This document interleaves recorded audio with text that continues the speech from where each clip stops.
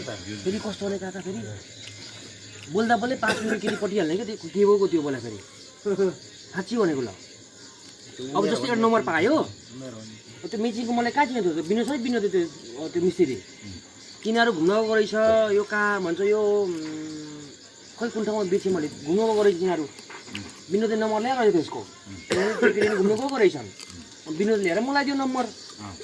मैले कल गरेको मलाई विनोदले भनौँ यो केटीको नम्बर हो ला कल गर भनौँ मलाई मैले त्यसले देखेँ नि केटा मैले कल गरेर कस्टमरै भनेँ ठिक्क त्यतिखेर म तपाईँ ब्याग लिएर म चोकमा गर्थेँ अनि हुर्केर वहीँ गइगयो म त्यसलाई भेट्न कस्टमरीमा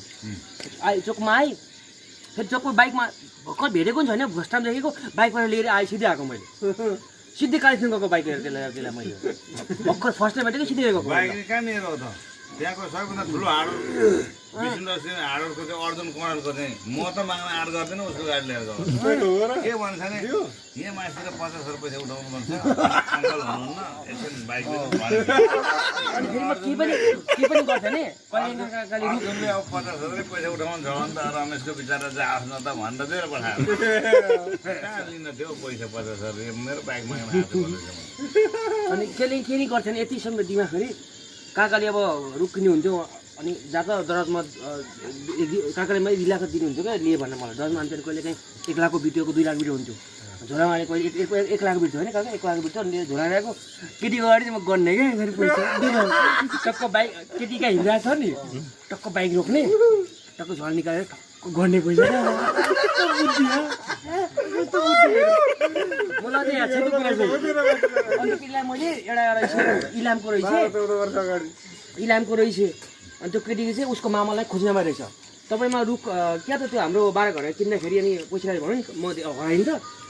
तपाईँको पैसा ल्याएर पैसा गर्ने भएर केटीलाई कहाँ जाने भनेर गफ हानेर चाहिँ त्यसलाई खोज्ने कुरा आएको नम्बर लियो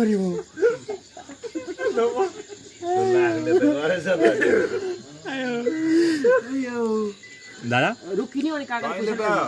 छ त्यति गर्छ हाम्रो कान्छाले झन्झारो त्यो रेडियो जस्तो मोबाइल तर त्यो सिम पनि नलाग्ने थिप्दाखेरि खेलाउने अनि केटी आँगन जतिमा आएपछि हेलो हजुर कति 17 लाख त्यही 17 लाख लिन्छु